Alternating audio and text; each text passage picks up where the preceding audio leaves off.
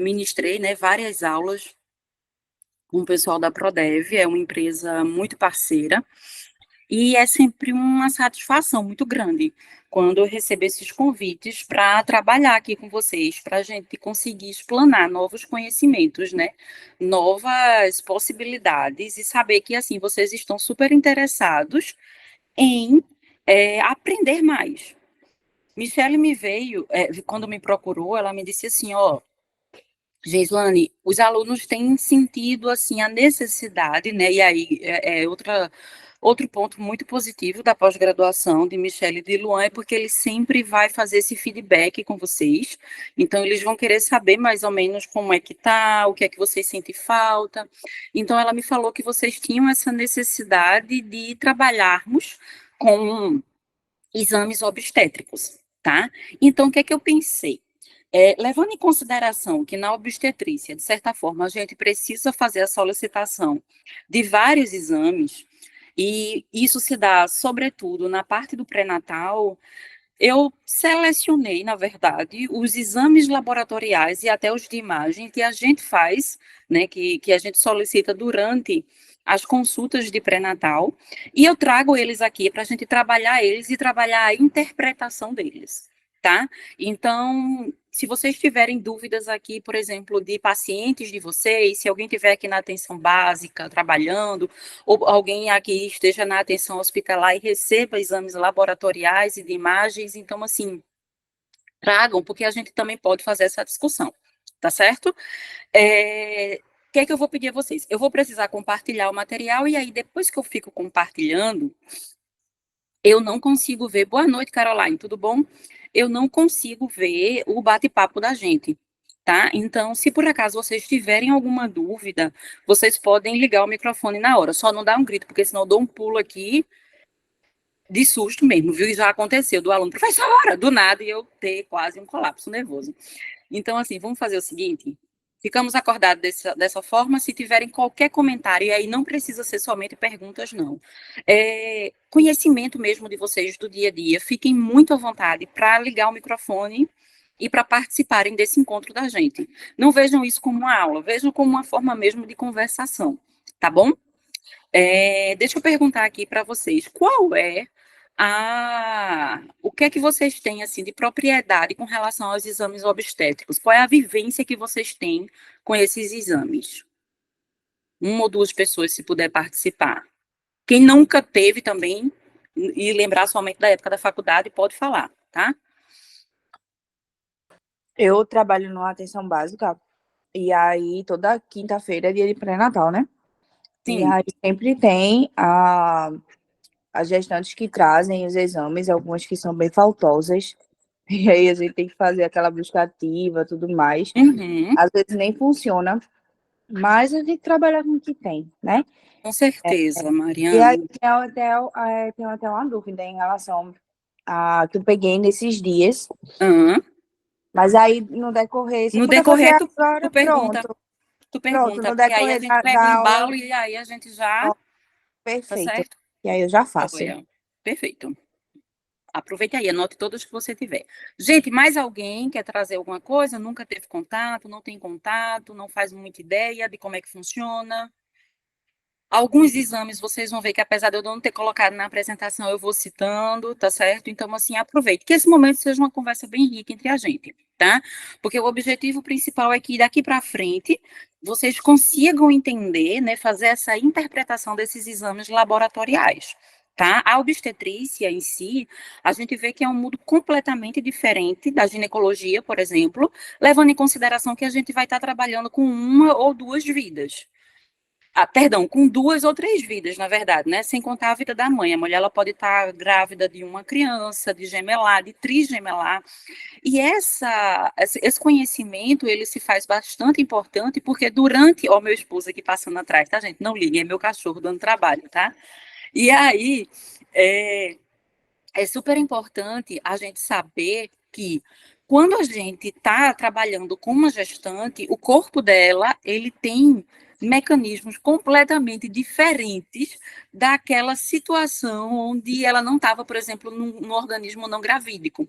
Quando a mulher engravida, e aí é a primeira coisa que eu sempre falo para vocês em sala de aula, para quem não estava no primeiro encontro, é isso que eu preciso que vocês memorizem, para que a gente possa entender por que alguns exames que a gente vai ver são diferentes do que a gente vê na população geral. Tá certo? Então, preciso que vocês entendam, coloquem na cabecinha de vocês agora. No corpo gravídico existem modificações. Modificações do sistema cardiovascular, modificações do sistema renal, modificações do sistema hepático, modificações do sistema tegumentar. E essas modificações, essas adaptações, é exatamente para que a gravidez ela consiga seguir até o final, até aproximadamente as 40 semanas, e que seja de forma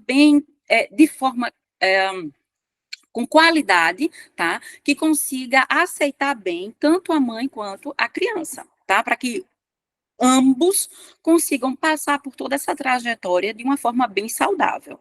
E aí, quando a gente vem para o pré-natal, pegando aqui o gancho de Mariana, que falou para a gente que toda quinta-feira está lá com as gestantes dela, o pré-natal, o principal objetivo do pré-natal é fazer com que essas semanas, esse acompanhamento gestacional, ele se dê de forma bastante segura.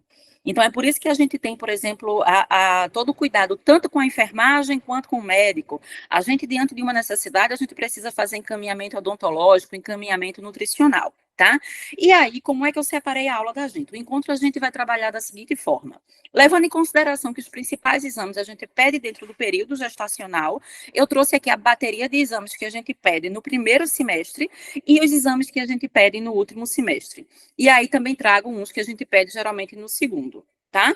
Então, assim, a gente vai trabalhar como se a gente estivesse acompanhando essa gestante. Trago as informações e aí a gente faz a interpretação. Só lembrando, gente, eu não vou estar vendo vocês, eu vou começar a compartilhar agora. Qualquer dúvida que vocês tiverem, fiquem super, hiper, mega à vontade para me perguntar, tá? Deixa eu só compartilhar aqui.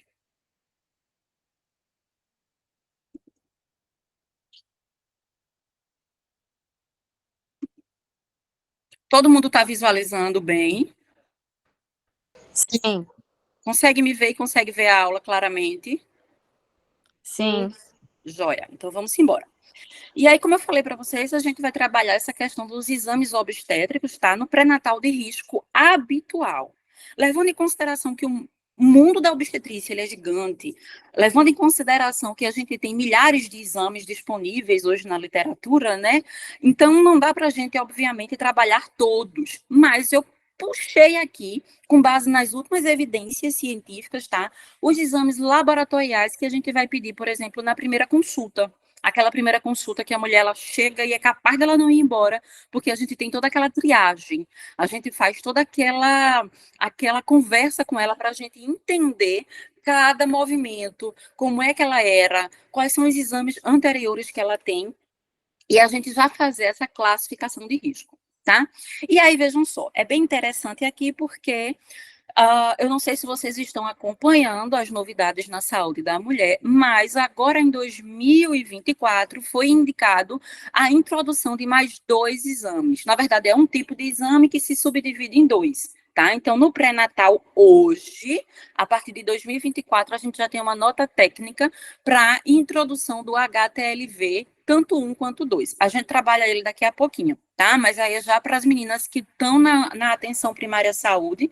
Eu não sei se os municípios já fizeram alguma capacitação com vocês, tá? Mas além de toda a triagem que a gente faz, agora a gente vai fazer HTLV 1 e 2, ok? E aí, bora lá. A gente vê aqui os principais exames que a gente tem. Hemoglobina e hematócrito, eletroforese de hemoglobina, tipagem sanguínea e fator RH, glicemia de jejum, os testes rápidos, toxoplasmose, urocultura, e aqui embaixo a gente vê, ó, citopatológico e parasitológico de fezes com 2 asteriscos. Trazendo logo aqui eu gosto de explanar logo isso agora que a cabecinha de vocês está bem fresquinha. Vejam só, gente. No pré-natal, a gente vai fazer a solicitação de alguns exames laboratoriais e de imagens. No entanto, nem todos vão ser necessários, tá? A citologia, a gente só vai pedir se por acaso a mulher ela tiver dentro do calendário de realizar o citológico. Então, primeiro a gente tem que ter conhecimento de como funciona o calendário de citopatológico, que é aquela velha história. Tem que ter, dá para a mulher fazer a cada 3 anos, se os 2 últimos exames dela foram negativos. Então, por exemplo, Mariana fez o citopatológico da paciente dela no ano passado e tá lá o resultado negativo. Só que aí Mariana fez em 2023 e olhou que em 2022 também fez o citopatológico da paciente dela e também deu negativo. Pelo protocolo do Ministério da Saúde, agora em 2024, essa paciente de Mariana ela está de folga do citopatológico. Então, ela pode passar até 3 anos sem fazer esse citopatológico. É claro que, levando em consideração a diversidade que a gente tem de cultura, e de informação no país é bem delicado, porque muitas vezes, se você disser à mulher que não precisa, nunca mais ela volta. E essa captação depois, ela pode aí lhe dar ainda mais trabalho, né? Outra dúvida que vocês sempre perguntam, sempre o aluno na sala de aula, ele vai me perguntar é o seguinte: tá, professora, vamos imaginar que o citopatológico está na época da mulher fazer. E aí, eu faço a coleta endocervical e ectocervical, ou eu faço apenas eu coleto apenas a ectocervice, né? E aí, só lembrando, coleta endocervical é aquela que a gente faz com a escovinha, e a ectocervice é aquela que a gente faz com a espátula. Gente, mais um exemplo. O que é que o Ministério da Saúde traz hoje? Se essa paciente de Mariana está na época de fazer a coleta do exame, Mariana vai coletar.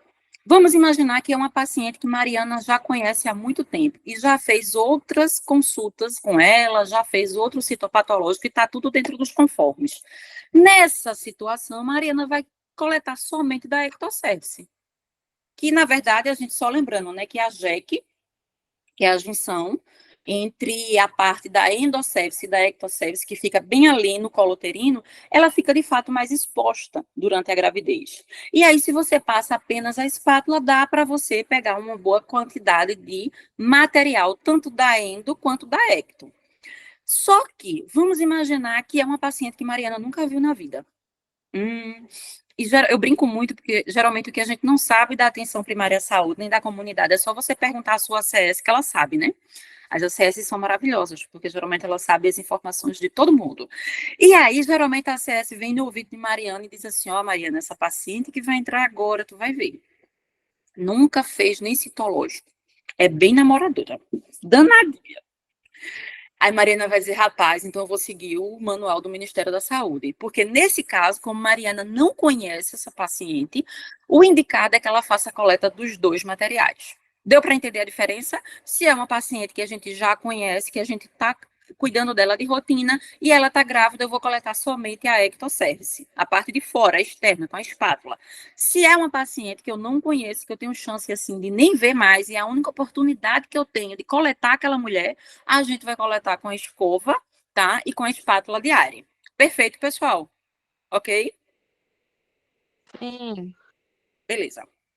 E aí, o parasitológico de fezes, a gente também só vai pedir em determinadas condições, tá? Por exemplo, uma anemia extremamente grave. Porque não adianta a gente estar pedindo parasitológico de rotina se a gente não vai poder fazer o tratamento de rotina. Na verdade, o parasitológico de fezes a gente pede, por exemplo, numa mulher que está com anemia extremamente gigante, sabe? Aquela mulher que de repente está expondo mesmo verminoses pelas fezes. Nessa condição, assim, por ela estar tão crítica, aí é indicado, de fato, a gente fazer o tratamento.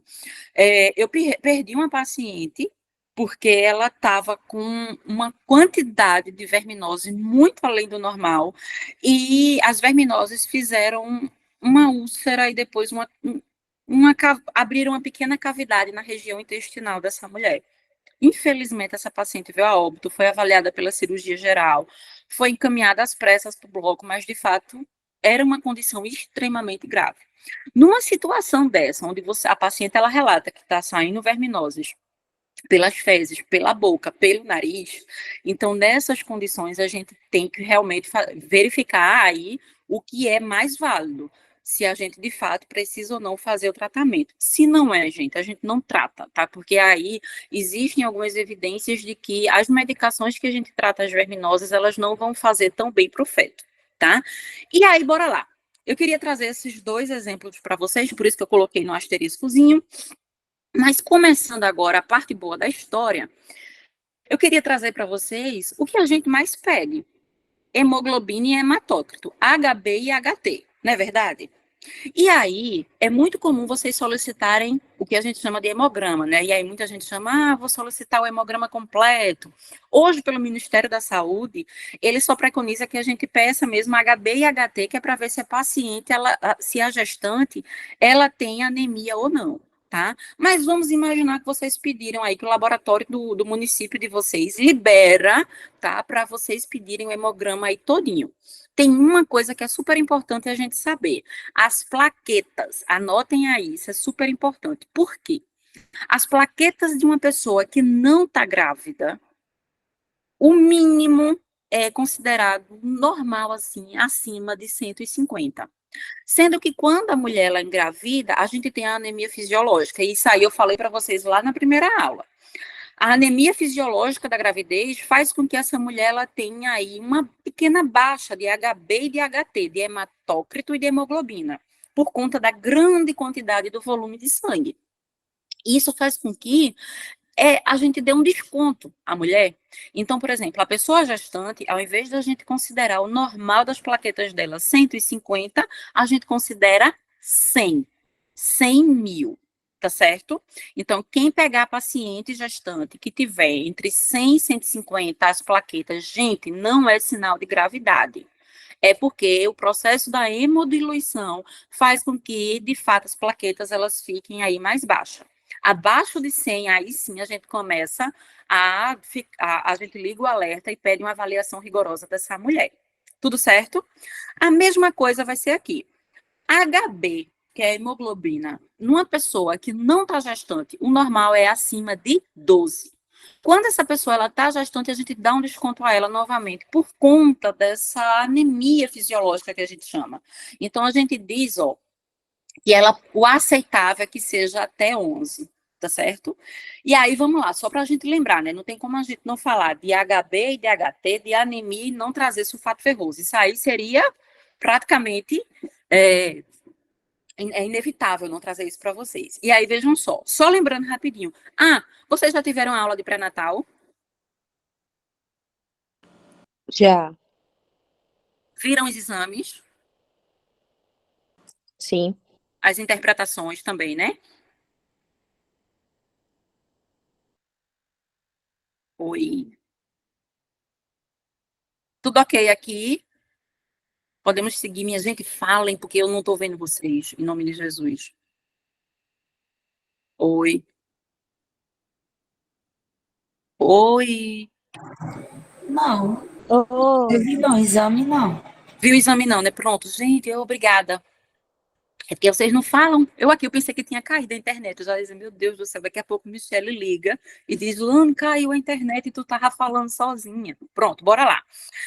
Todo mundo entende aqui que existe essa anemia fisiológica na gravidez, certo? Então, a gente vai pedir sempre, primeira consulta, a gente vai pedir hemoglobina e hematócrito, certo? Como eu falei para vocês.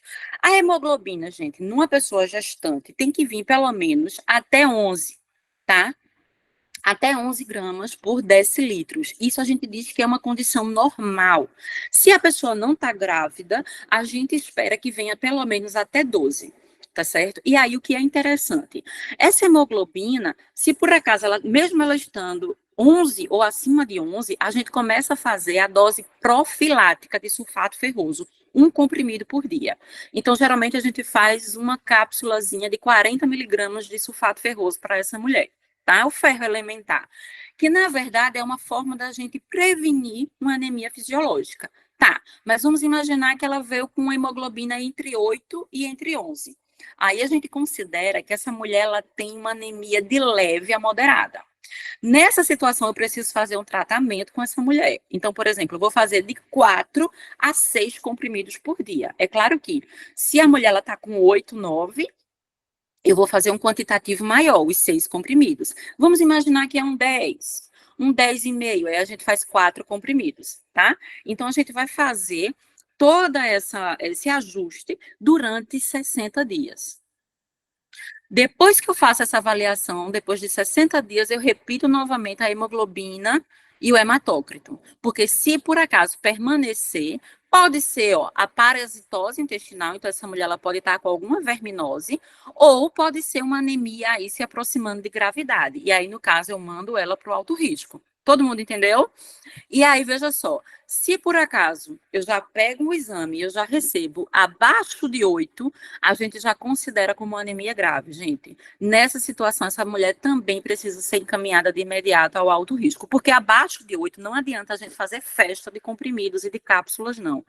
Abaixo de 8, geralmente essa mulher ela vai precisar fazer endovenoso, noriporum, essas medicações assim, tá certo? Então, por exemplo, recebi o hemograma. Qual é a parte boa? Sempre vem aqui do lado a referência dos valores normais. Isso vai facilitar muito a vida de vocês quando vocês estiverem fazendo a interpretação dos exames, tá?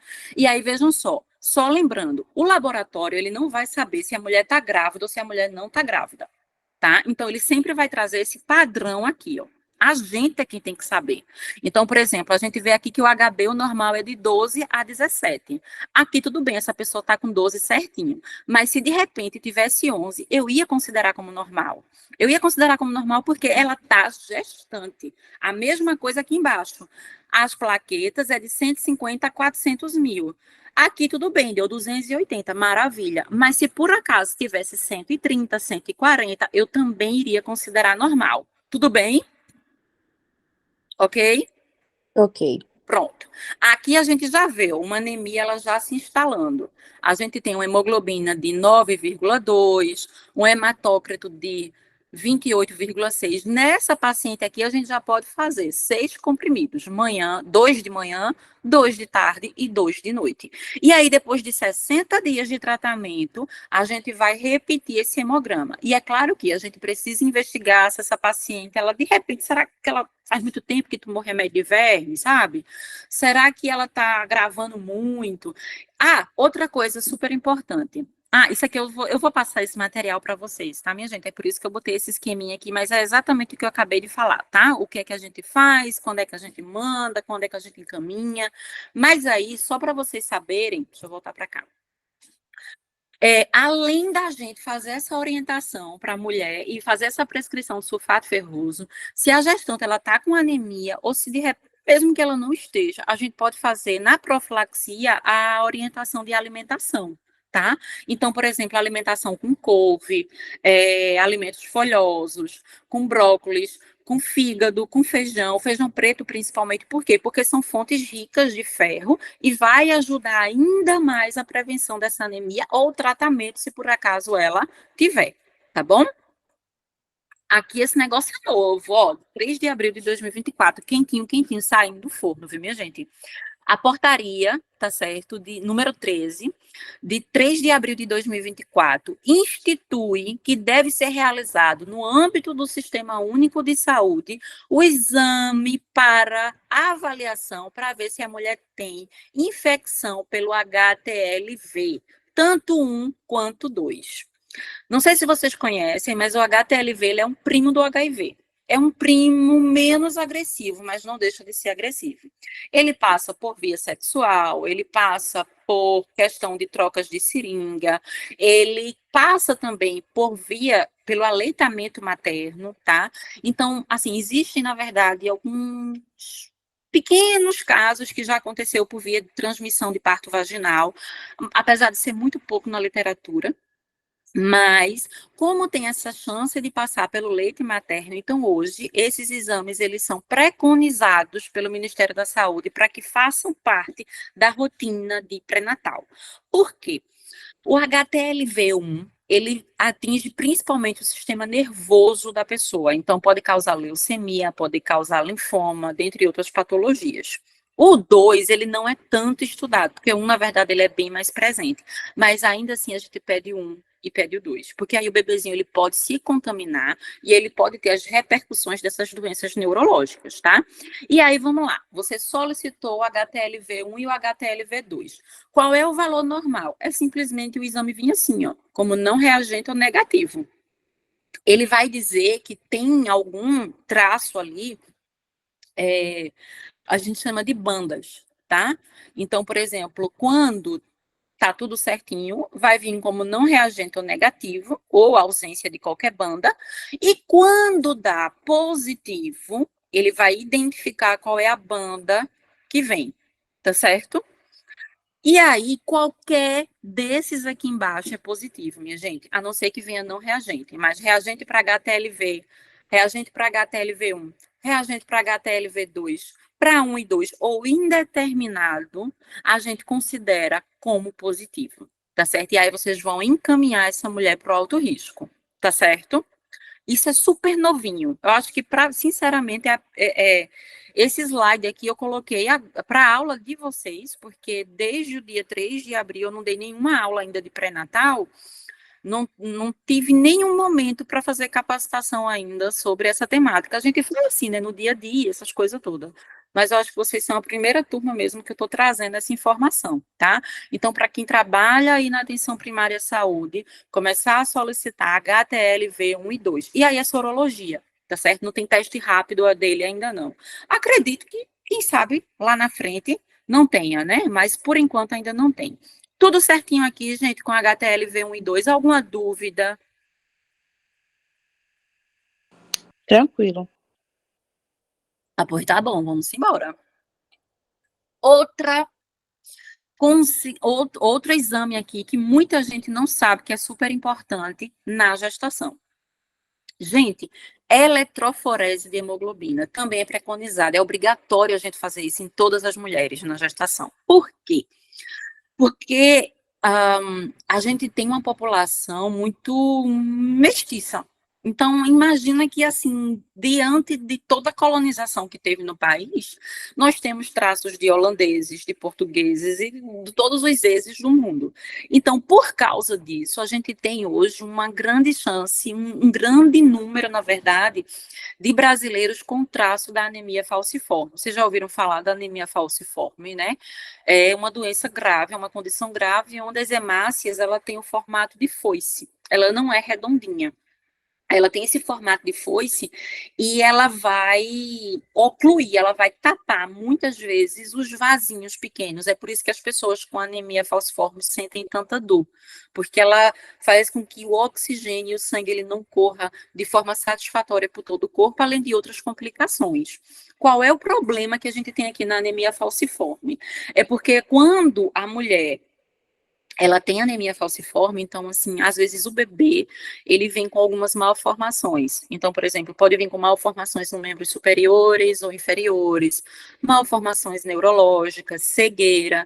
Então, identificar através da eletroforese de hemoglobina, no começo da gravidez, se essa mulher ela tem pelo menos o traço da anemia falciforme, é extremamente importante. E aí, como é que se dá? Perceba que tudo é sigla, tudo vem um pouquinho diferente, mas aí eu vou mostrar outro exame aqui na frente para vocês. Vejam só. Quando vem HB, AA, AS ou AC, a gente diz que a pessoa não tem a doença falciforme, tá? Mas quando vem HB, SS ou SC, a gente diz que ela tem a doença falciforme. E aí essa pessoa precisa ser encaminhada ao pré-natal de alto risco, tá? No exame, como é que a gente identifica? Se por acaso não vir HBA, AS, AC, dessa forma bonitinha que tá aqui, ó como é que ela vem, ó. A hemoglobina 1, hemoglobina 2, e aí vem sempre os valores de referências de referência para que vocês possam ter uma noção, tá? Hemoglobina fetal, hemoglobina S, aí percebam, aqui era para estar ausente e ó, 89,5. Tá vendo? Então, pode ser que o laboratório ele mande para vocês assim um laudo que seja um pouquinho diferente disso que a gente está vendo aqui em sala de aula. Em sala de aula é o costume, viu, gente? Mas aqui na nossa aula híbrida, né?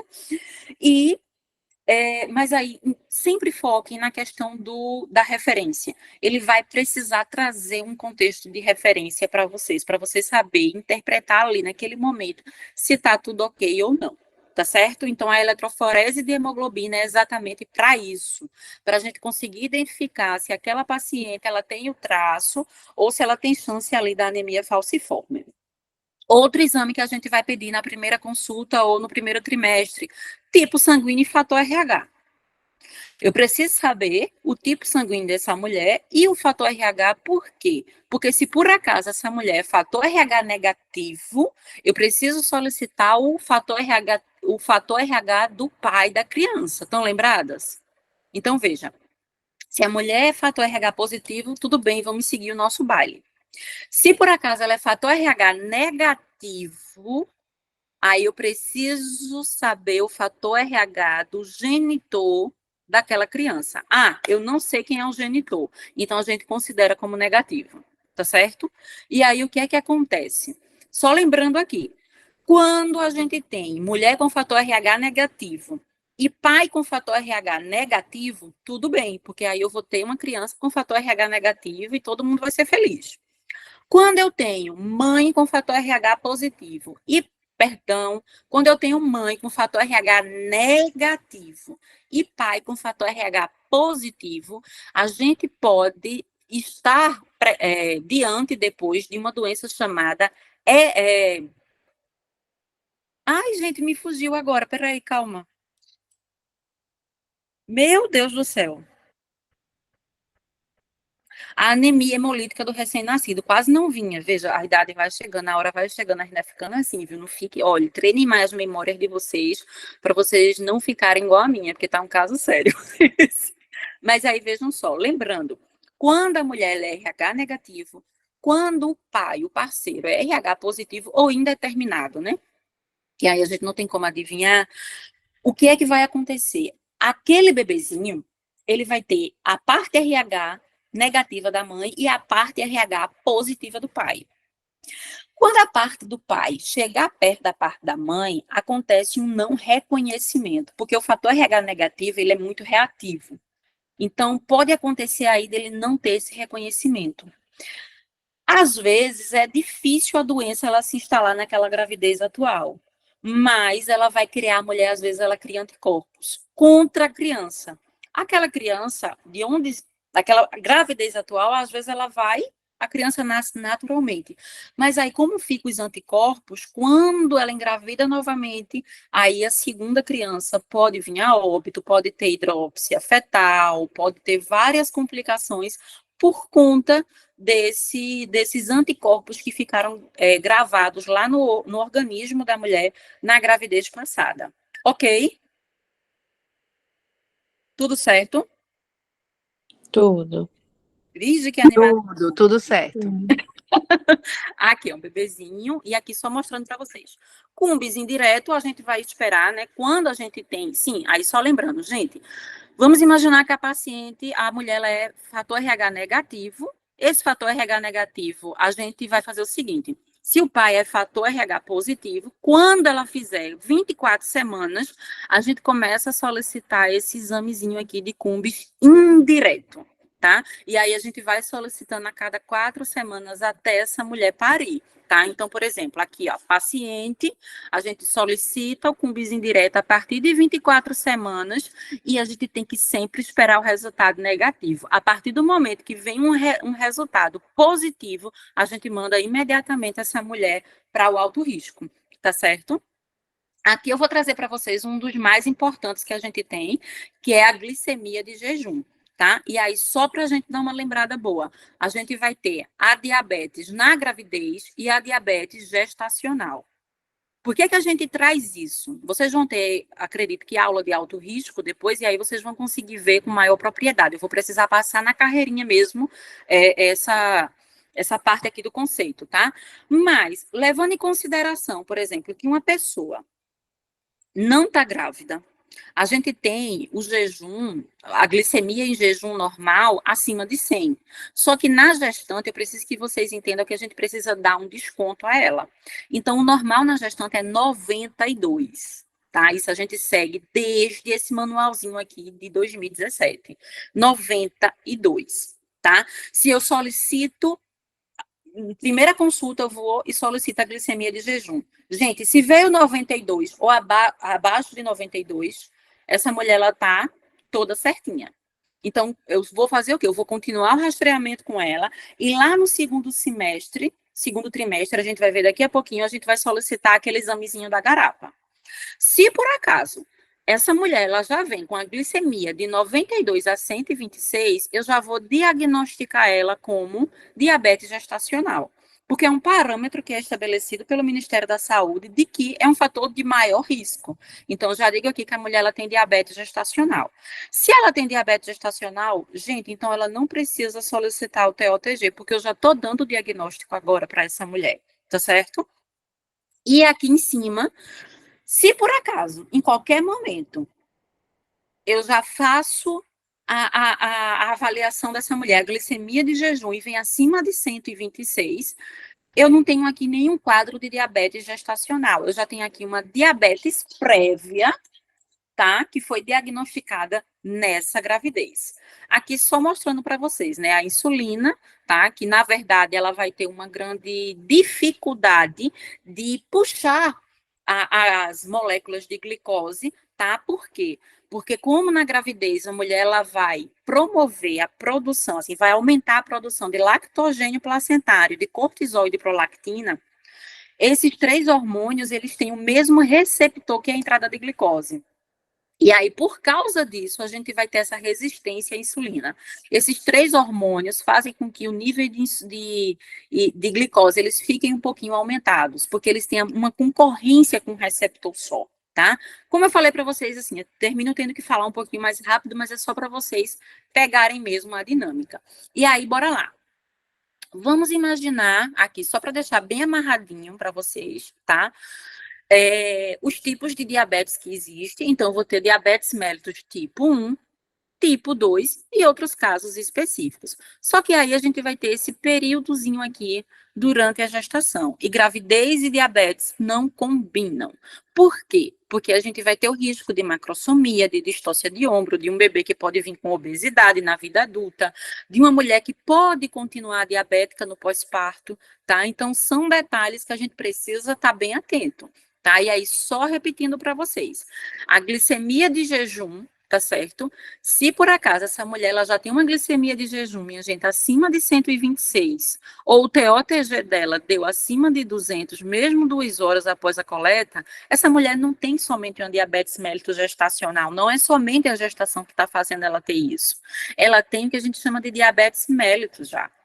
Tá? Diabetes mellitus gestacional é quando está dentro daquele parâmetro que eu falei para vocês, de 92 a 126. Ou seja, quer dizer que ela está tendo alteração e que essa alteração pode estar sendo causada realmente por conta da gestação, por conta desses três hormônios que eu acabei de falar para vocês, tá?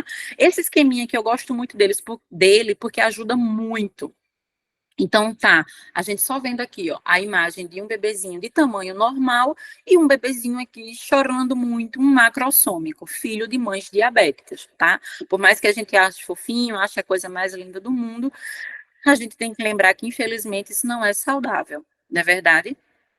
E aí, veja só, o início do pré-natal, na verdade, a gente tem, assim, a gente faz o possível para que seja abaixo de 20 semanas. Tá? Então, até 12 semanas é o indicado para que essa mulher ela comece a fazer toda essa bateria de exames, para que a gente consiga pegar o quanto antes qualquer possibilidade de patologia e conseguir tratar, conseguir pelo menos amenizar qualquer risco e potencialidade ruim que venha acontecer nessa mulher e na criança no decorrer da gestação, tá certo?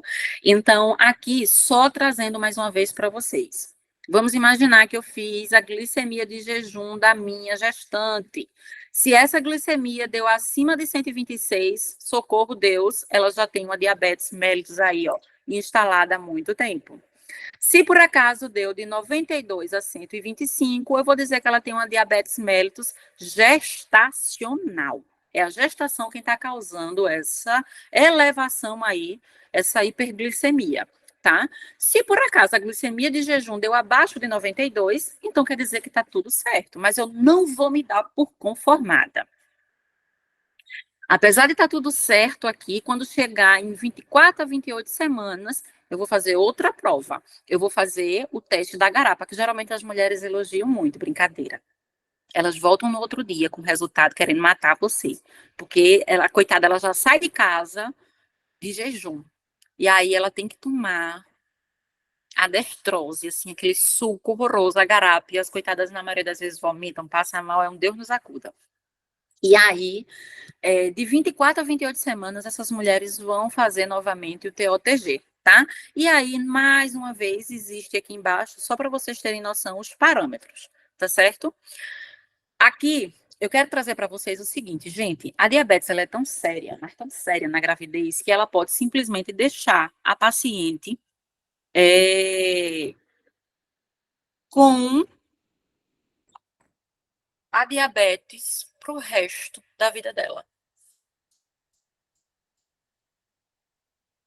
E se a gente parar para pensar na gravidade que essa patologia ela tem, a gente tem que ligar o alerta, né? Porque essa mulher ela pode ter a diabetes, ela é amiguíssima da hipertensão, uma chama a outra, que vai chamando várias outras complicações e que culminam muitas vezes numa grande ruptura de rim, de vários sistemas do corpo da mulher. Né? Então, assim, a gente tenta, na verdade, normalizar essas taxas de glicemia, não é à toa.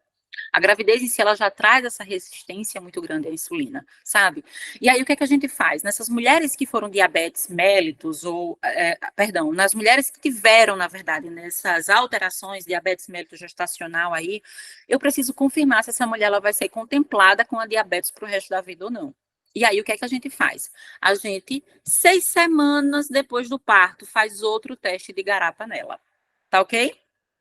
Certinho? E aí, o que é que eu preciso que vocês entendam aqui? Que o valor não vai ser mais 92, minha gente. Porque 92 era o limite, ó, quando ela estava grávida.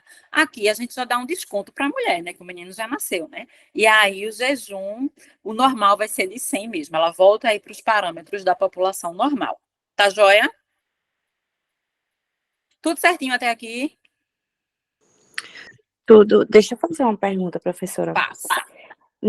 Eu tô com uma gestante que ela não fez nenhum exame. Hoje a social já tá no terceiro trimestre. Só que ela não faz. Já pedi várias vezes, já conversei e tudo mais, mas ela é bem. Enfim. E o HGT dela, nas duas últimas consultas, eu tô fazendo acompanhamento dela semanal já. E aí tá dando 97. Na última, eu acho que deu 125, que ela não tinha comido. Ela estava em jejum. Ela acordou 10 horas e foi pro posto. Estava em jejum. Aí eu perguntei sobre a alimentação dela e tudo mais. Ela disse que normalmente o que ela come é biscoito, Toddy, pipos, assim, bem, né? Bem Daquele jeito, saudável. bem saudável. Então é uma gestante que tá no. Que é um alerta, assim, pela vulnerabilidade social, tudo mais, enfim, o que ela tem ali no momento para comer, ela come. E aí eu fico muito em dúvida em relação a isso. Aí eu encaminhei ela para a médica, justamente porque eu fiquei com essa dúvida se a gente fechava algum diagnóstico ou se tem que esperar ela fazer assim, se dá tempo ainda, né, de fazer, porque ela tá perto de Paris já.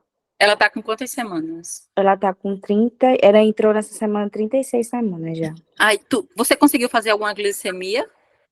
Ela não fez nenhum. Não. Eu marquei E várias vezes e ela nunca vai. certo. A glicose, você está fazendo HGT. Alguma vez deu 200, acima de 200? Não, sempre dá assim, 97, Uhum. 102, aí da última vez deu 125. Em jejum, né? É porque, na verdade, o HGT, a gente, apesar de fazer essa avaliação ocasional, a gente considera como diabetes se tiver acima de 100, de 200. Entendesse?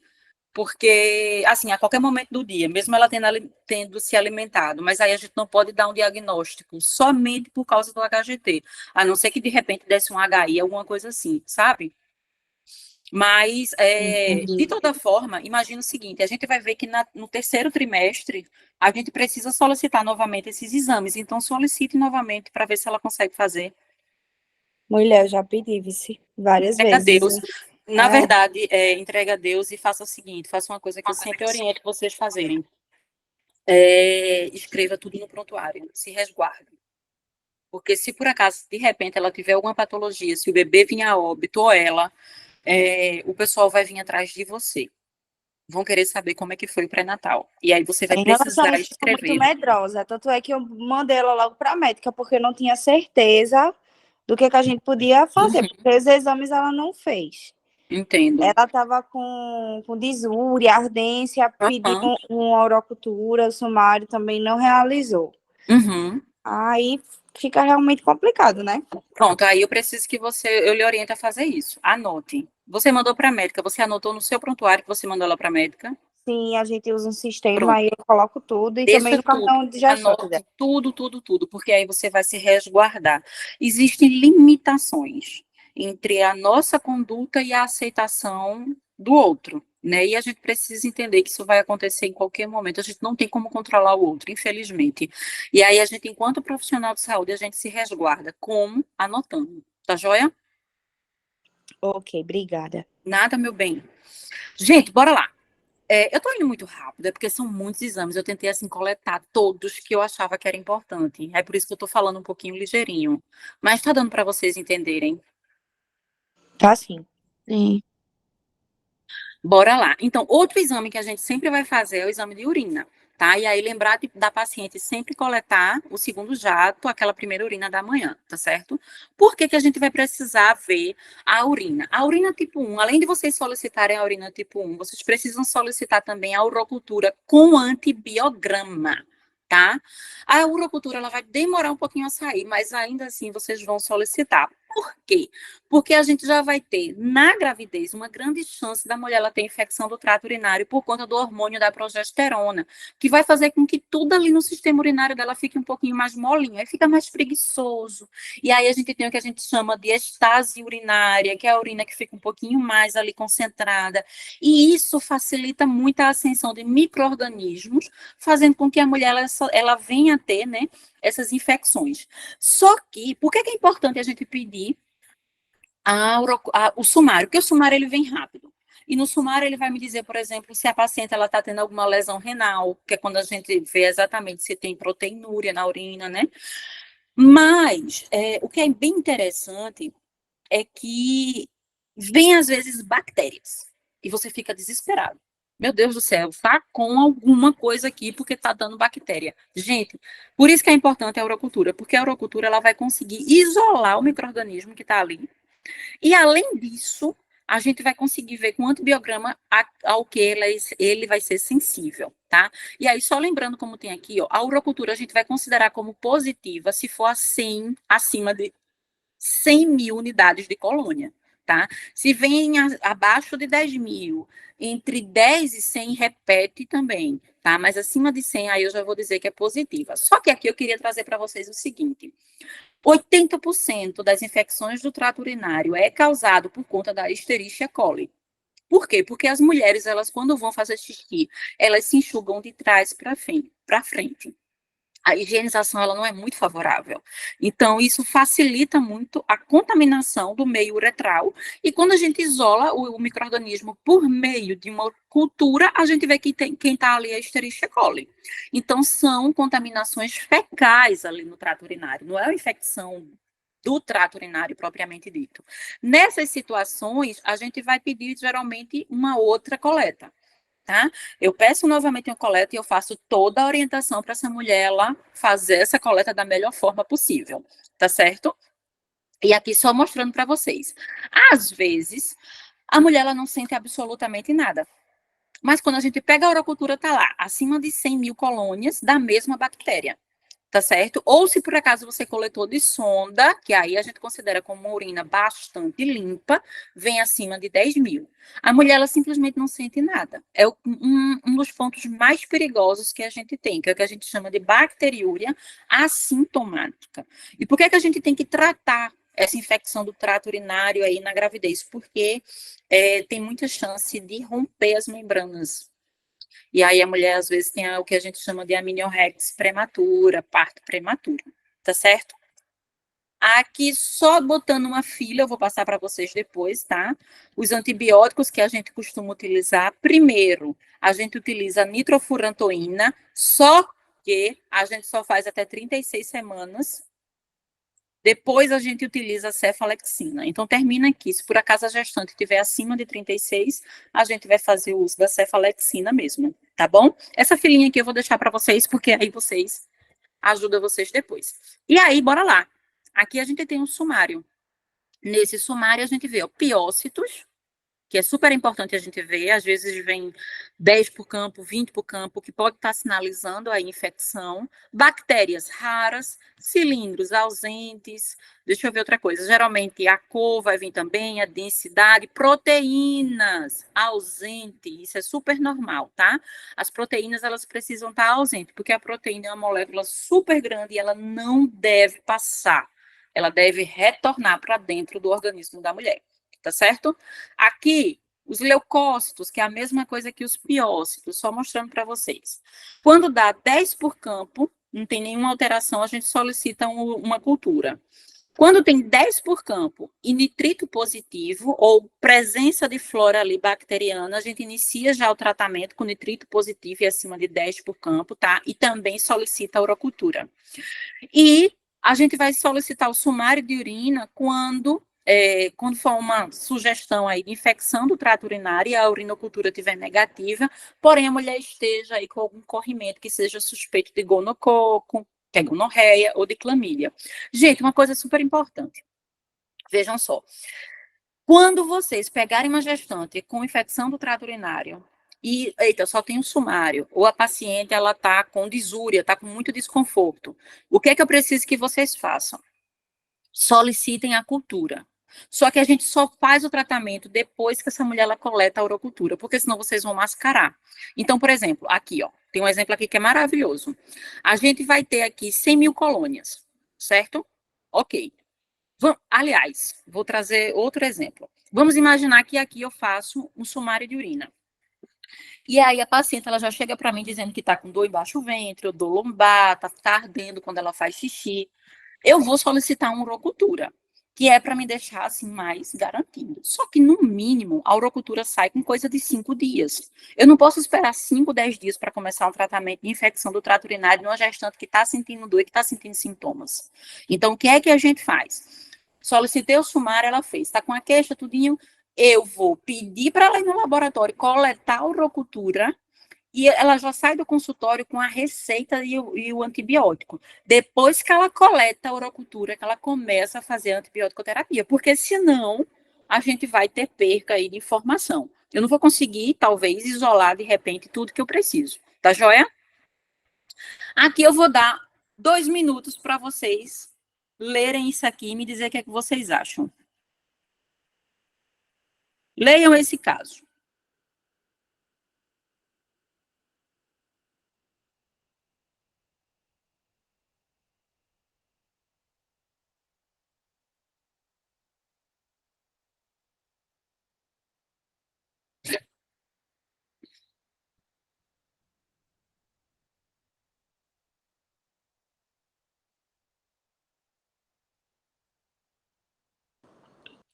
Ela tá com uma infecção de trato urinário.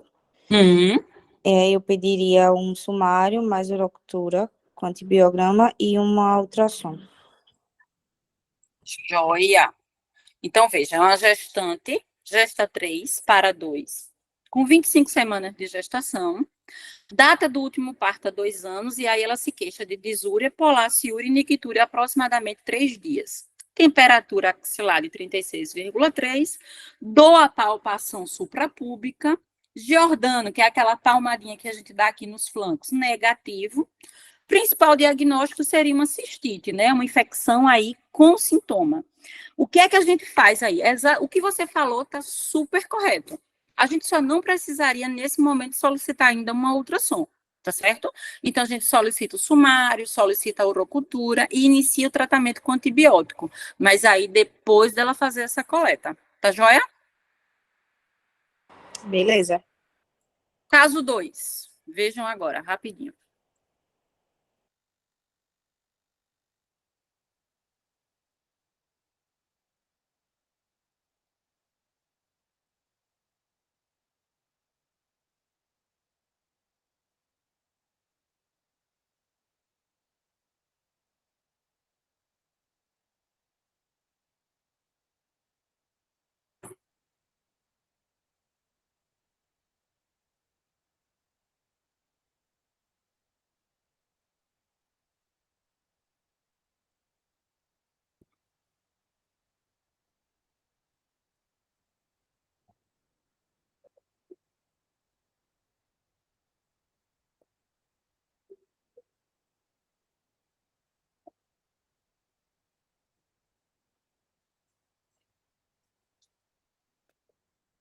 Aí iniciaria já o tratamento ou teria que solicitar a urocultura? Bora lá. Gesta 2, como a cesárea anterior, essas informações eu só coloco aqui porque a gente sempre precisa fazer essa interpretação, tá? Data da última cesárea dela foi há 5 anos e ela está com 33 semanas de gestação. Perceba o seguinte, a paciente ela está com disúria, polaciúria, nictúria e aí ela tem dor lombar já nos flancos e está tendo febre. A temperatura axilar dessa paciente está 38,3 e Giordano positivo, aquele soquinho que a gente dá aqui na parte renal. Indicação de colecistite, né? Exatamente, essa paciente ela tem pielonefrite, tá? Pielonefrite, que na verdade é o nome mais geral que a gente dá, mas quando você vê o nome pielo, tá certíssimo o que você falou, que significa que já subiu para o rim, tá certo? E essa paciente, minha gente, a gente encaminha ela imediatamente para a urgência, tá bom? Essa pequena diferença eu queria trazer aqui para vocês não adianta dizer, eu vou tentar tratar e vai passar. Esse caso aqui a gente já manda para a urgência porque ela precisa ser internada e precisa fazer antibiótico venoso, ok? Para fechar aqui a parte, eu queria muito trazer isso. Aqui, a gente já conhece, né, as sorologias, então a gente vai solicitar HIV, tá? Normal. Se tiver normal, a gente vai repetir no terceiro trimestre. E se por acaso vier reagente, a gente pede a sorologia pré-natal de alto risco, tá? A mesma coisa aqui, hepatite B, a gente super solicita. E aí, vejam só, o que é que a gente pode saber? Imaginar o seguinte, às vezes o teste rápido, ele está faltando, ou eu preciso ter ali na minha unidade um controle vacinal de todos os meus usuários. Só que nem sempre a paciente traz, por exemplo, a questão do esquema vacinal dela. E aí, o que é que a gente faz? Existe um teste chamado HBsAg, tá? Que é exatamente para a gente ver se essa paciente ela tem aí algum traço ou não. Então, por exemplo, o HBsAg, quando ele dá não reagente, significa que está tudo ok. A paciente ela não tem hepatite B, mas aí a gente vai avaliar o quê? O esquema vacinal dessa mulher. Não tem nenhuma vacina, não tem como comprovar. Aí a gente pode pedir um anti-HBsAg. É todo mundo muito parecido, né? Eu sei que isso confunde um pouquinho a cabeça da gente, tá? Mas o anti-HBsAg, ele vai me dizer se essa paciente é vacinada ou não, tá certo? Vamos imaginar que vocês pediram aí, que o teste deu reagente, o teste rápido, e vocês pediram o HBsAg, veio reagente. Gente, quando a gente para pensar em hepatite, a gente sabe que é fígado. Se fígado está comprometido, então a gente já vai pedindo, ó, TGO, TGP e já manda essa paciente aí para o alto risco, tá certo? Porque a gente precisa, na verdade, de uma avaliação bem criteriosa dela. Então, já pede, já, ó, encaminha. O que é que você pode fazer? Recebeu esse reagente aqui, você já pode solicitar esses exames e fazer o encaminhamento. Sífilis, mesma coisa. A gente vai fazer o teste rápido para sífilis. Se você não tem teste rápido, você solicita o VDRL, tá? Lugares que Geralmente, se a gente faz o teste de sífilis, não precisa a gente fazer o VD. Agora, vão existir algumas exceções. Por exemplo, se por acaso deu não reagente o teste rápido, a gente segue o baile com essa mulher. Ou o VDRL negativo, segue o baile. No terceiro trimestre, a gente vai solicitar novamente. Quando o teste rápido, ele dá positivo, tem algumas coisas que a gente precisa entender. Eu preciso solicitar, depois do teste rápido, o VDRL. O que é interessante é porque, às vezes, a paciente ela já teve sífilis e ela tratou. Só que aí fica a cicatriz. Aí o teste rápido ele não consegue fazer essa identificação de quanto tem ali. Quanto é o qual é o quantitativo ali treponêmico ou não. Então, por causa disso, ele vai dar só positivo ou negativo. Quando a gente tem uma testagem rápida positiva, aí você solicita o VDRL, que é para você quantificar. Alguém falou no bate-papo, aí deixa eu ver. Pode falar aqui no microfone? Oi. Bom, que eu não consigo ler por conta dos slides, aí eu vou seguir, tá bom? Qualquer coisa você pode perguntar aqui alto, tá? E aí vejam só. Se por acaso a gente tem a testagem rápida como positiva, eu vou solicitar o VDRL. Por quê? Porque no VDRL eu vou conseguir ver a titulação. Então, por exemplo, se a mulher traz para mim o cartãozinho dela todo bonitinho, dizendo que ela fez o tratamento, as 3 doses, eu vejo o VDRL, tá 1:2, 1:4, aquilo ali é uma cicatriz. Então, eu não preciso fazer novamente o tratamento nessa coitada, não é verdade? Agora, se por acaso a titulação ela começa a vir acima de 1:8, a gente pode solicitar o FTA-BS, e aí a gente, na verdade, o pessoal às vezes nem solicita esse FTA-BS, né? A gente, do VDRL positivo, acima de 1:8, a gente já chama parceria sexual. Quantas parcerias sexuais essa mulher tiver? Porque aí a gente tem que testar todo mundo e tratar todo mundo, tá certo?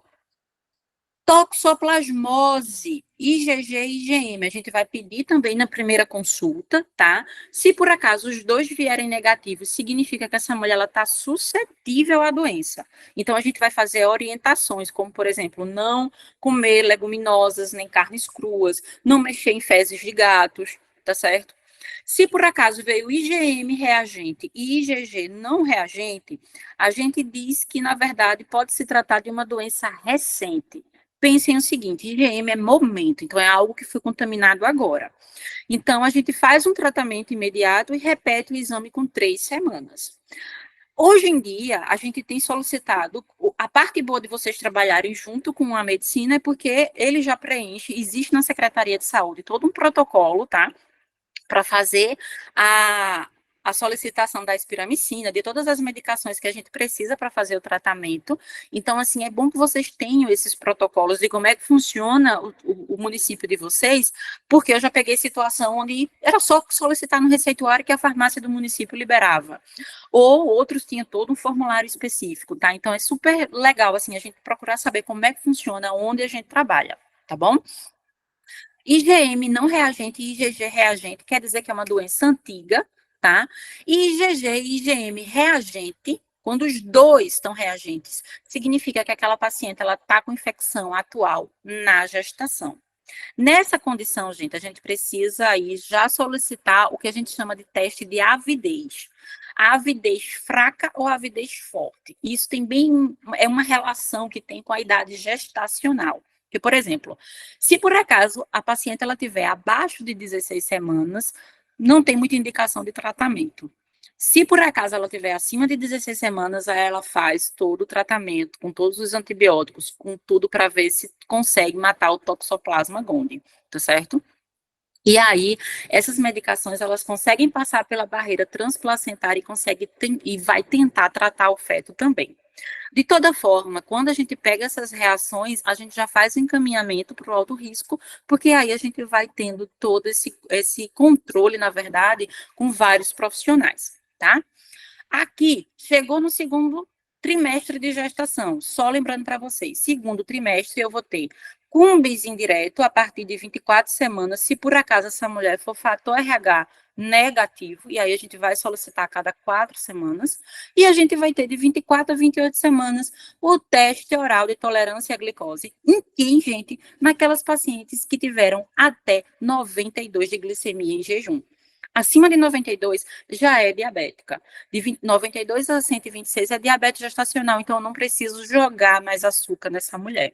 Acima de 126, ela já me disse que é uma diabetes mellitus, de uma pessoa normal, de uma pessoa não grávida, então mais um motivo ainda para eu não fazer o TOTG, tá bom?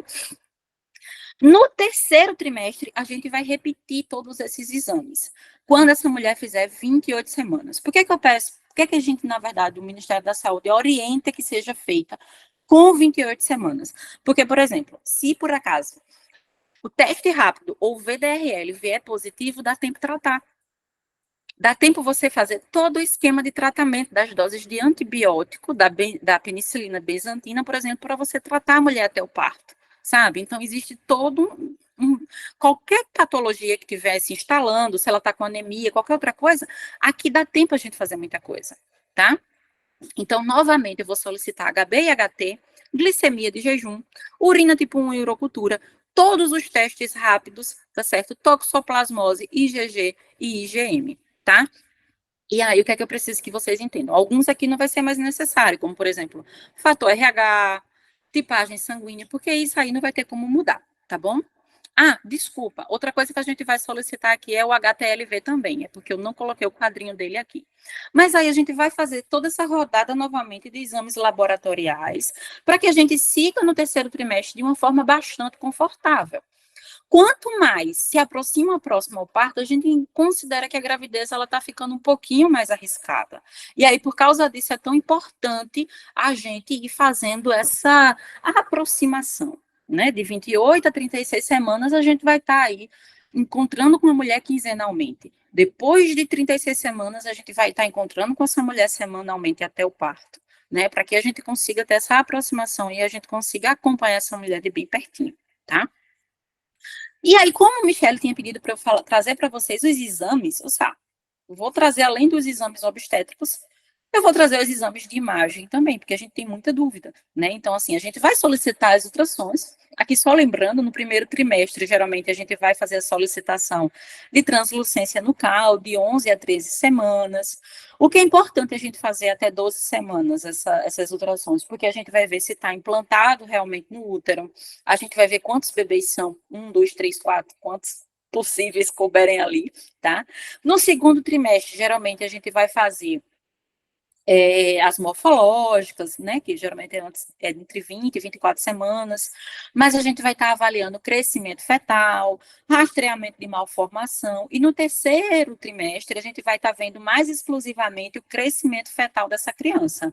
Então, por exemplo, se o bebê está com peso acima do normal, se não está, e aí vejam como é importante a ultrassonografia do segundo trimestre. Aqui é uma malformação, uma onfalocele. Perceba que tem essa invaginação aqui gigante e as alças intestinais da criança estão aqui dentro. Então, é uma condição de extremo risco, é uma criança que precisa de cirurgia, e aí a gente já consegue identificar isso no segundo trimestre, na morfológica, o que dá uma segurança muito grande no parto, porque a equipe já vai estar toda preparada. A gente vai ter a ultrassonografia com Doppler, que infelizmente o SUS muito raramente cobre, mas o Doppler ele vai servir exatamente, além de ver todo o peso do bebê, líquido amniótico, placenta, o Doppler ele consegue ver o número de vasos e se esses vasos eles estão inseridos de forma adequada, principalmente o cordão umbilical, tá? Então, se está indo oxigênio suficiente para esse bebê. Então, o que é que vocês vão observar? Isso aqui, ó, o índice de restividade, tá? Geralmente vem o padrão e vem aqui a referência para esse índice. Então, por exemplo, a gente viu aqui que esse bebê, a artéria umbilical está com um índice de 0,65. O normal é abaixo de 0,85, então está tudo ok. A artéria uterina não pode ter incisura. E aí a gente vê aqui, artéria cerebral média também sem cisura, e aí a gente vai vendo todos esses parâmetros, tudo dentro do padrão normal, sem mostrar nenhuma avaliação. negativa, né? E aí, quando a gente tem alguma avaliação negativa, é super importante, porque, assim, o Doppler, ele pode salvar a vida do bebê, né? Quando esse cordão umbilical, ele não está suprindo essas necessidades, a gente consegue aí mandar diretamente, às vezes, para cesárea e ajuda muito. Aqui, por mais que isso não tenha muita validade hoje em dia, é uma coisa que eu gosto de trazer para vocês, porque eu acho que sempre traz muita curiosidade, que é a questão do grau de maturação da placenta. Antigamente, o pessoal fazia indicação de cesárea por conta de grau de maturação da placenta. Gente, do mesmo jeito que eu vou envelhecer, que vocês vão envelhecer, agora não, tá todo mundo aqui super jovem, sem rugas, sem cabelos brancos, estamos maravilhosos. Mas vamos imaginar que a gente vai chegar a 150 anos, né? E aí lá para os 150 a gente começa a aparecer um fiozinho de cabelo branco ali, outro aqui, uma coisinha mais discreta. Do mesmo jeito, a placenta, ela tem uma duração de vida média. Então, quando a gente diz que a placenta está no grau 0, é porque ela está bem jovem. Grau 1, começa a aparecer pequenos pontos de calcificação. Grau 2, esses pontos de calcificação começam a aumentar. Grau 3, a gente já vê a placenta completamente madura. Isso não significa que a gente precise fazer nada. Deixa a placenta no lugar dela. É o recado que eu tenho aqui para vocês, tá? Aqui é só o que eu gosto de trazer sempre, a questão do pré-natal, né, baseado em evidências. Lembrem de todos os sintomas, todas as queixas que essa paciente tem, tá? Façam toda a avaliação criteriosa, porque às vezes, a gente fica sem muita noção do que está acontecendo com a gestante, principalmente quando a gente acompanha muitas mulheres, quando a gente tem um cartão aí, um livro gigante de gestantes, e aí a gente não tem como manter essa cabecinha no lugar, mas assim, eu preciso que vocês, pelo menos, tenham uma noção de interpretações desses exames. É claro que agora eu vou aproveitar, bateu a curiosidade aqui, deixa eu ver aqui. Boa noite, boa noite. Não vi interpretação. Oi, Lindomar, tudo bom? Então, vou pedir para você pedir para a Michelle, que ela está gravando, tá certo? E aí, vejam, o que é interessante. A gente pega essas informações e a gente termina levando mesmo para a prática. Eu preciso que vocês entendam que o organismo gestacional ele é diferente do organismo não gestante, então por isso que a gente dá esses descontos com algumas alterações e a gente precisa fazer aí essa interpretação de maneira bem efetiva para que a gente possa encaminhar essa mulher para o alto risco quando for preciso, para que a gente possa tratar quando for preciso, para que a gente possa se resguardar, né? Resguardar a vida da mãe e da criança, tá? Gente, eu vou abrir agora para perguntas. Deixa eu ver aqui. Só uma dúvida de Léa Patrícia. A gestante que realizou o exame transvaginal de coloterina exibe colo medindo 21 anos. Qual a conduta para esse risco para esse. Só o colo que está assim? Ela está com alguma outra queixa? Às vezes o colo está mais fininho, e aí o médico já dá algum alerta, alguma coisa assim. Quantas semanas ela está? Deixa a Léa botar mais informações aqui, tá? Desse caso. Gente, e aí, alguma dúvida? Querem perguntar alguma coisa? Essa lesão é lesão de alto risco por HPV? Pronto. Dependendo de como tiver o nível da lesão, assim, às vezes eles fazem condutas mais conservadoras, e aí termina o tratamento, por exemplo, depois que essa mulher vem a parir, sabe?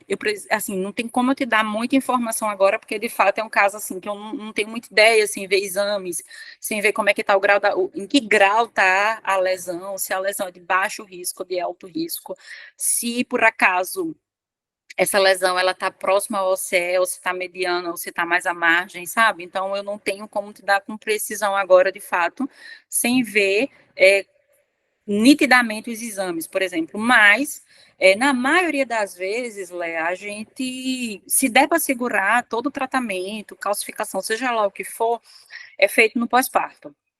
Se por acaso estiver muito avançado, não tem condição, obviamente, alguma de apostar numa via vaginal, sabe? Toda conduta aí vai de acordo com o grau da lesão e idade gestacional, essas coisas todas.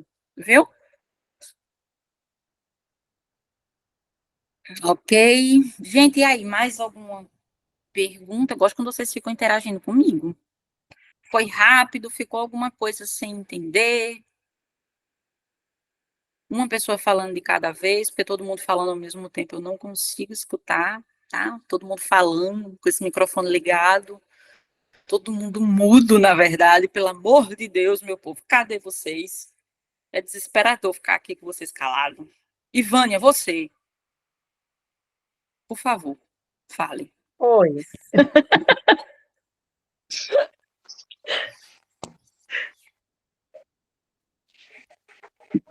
Alguma Eu não entendi. dúvida? Alguma Não. colocação? Não, ótimo, maravilhoso. Daiane, Muito bom. Poliana, Rafael, Caroline. Minha gente, cadê vocês? Eita, Beatriz. Tudo calado. É um povo mudo. Fosse uma briga na Foi rua, bem tá todo por aí. explicado. Foi muito bem explicado, professora, para tirar as dúvidas durante a aula mesmo. Ah, As tá que eu joia. tinha foi sendo debatida. Joia. Agora foi todo mundo aparecendo quando eu falei de briga na rua. Esse povo fica calado, a demora tem uma briga na rua que aparece todo mundo. É porque falou em briga e a pessoa já, né? Briga de vizinhança, no instante a gente aparece. É porque Bom, foi tão bem explicado que a dúvida nem vem. ô rapaz, que coisa boa. Mas assim, o que eu queria trazer para vocês era isso. Eram os principais exames que a gente tem, né?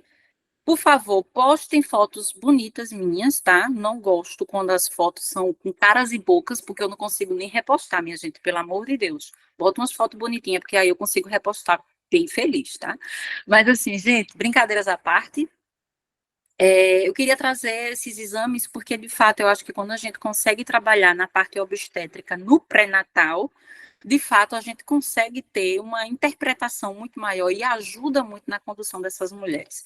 É claro que vão existir outros exames, um exemplo é a rotina de pré-eclâmpsia, por exemplo. Não sei se vocês já tiveram aula de pré-natal de risco, de alto risco com hipertensão arterial, mas nessa condição a gente precisa fazer a solicitação de rotina de PE, que a gente chama, que é a rotina de pré-eclâmpsia, aí a gente pede ureia, creatinina, bilirrubina, mas na verdade são exames que a gente vai ver a função dos órgãos de todas as outras mulheres.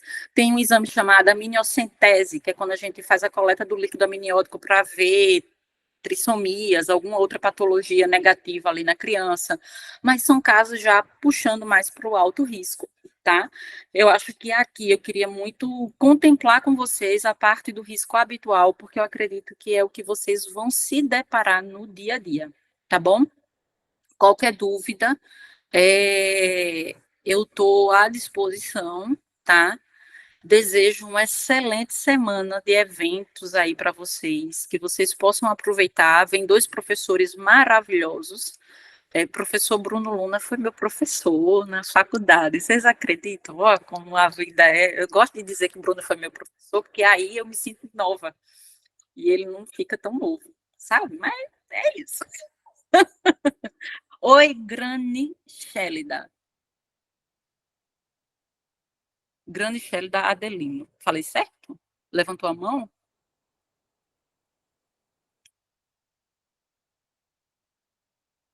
Acho que não. Acho que ela levantou sem querer.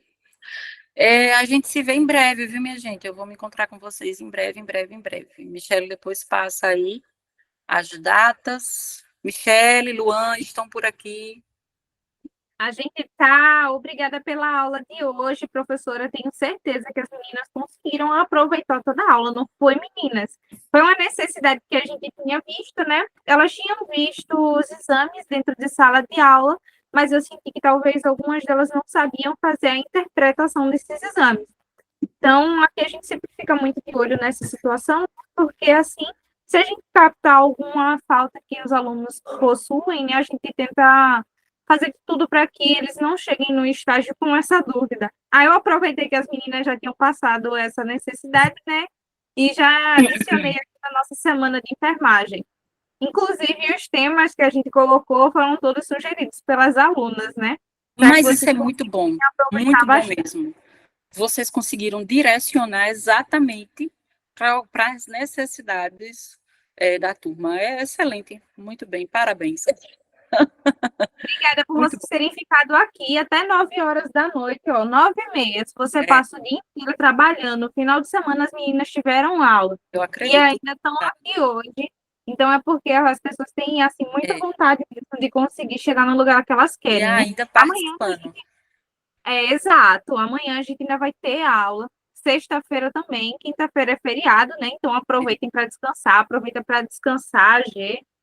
E é isso, gente. Muito obrigada pela aula, gente. Foi ótima, ótima. Eu estava aqui e eu já estava assistindo. Inclusive, gente, para vocês que não sabem, eu sou leiga, né? E eu gosto muito de acompanhar o conteúdo.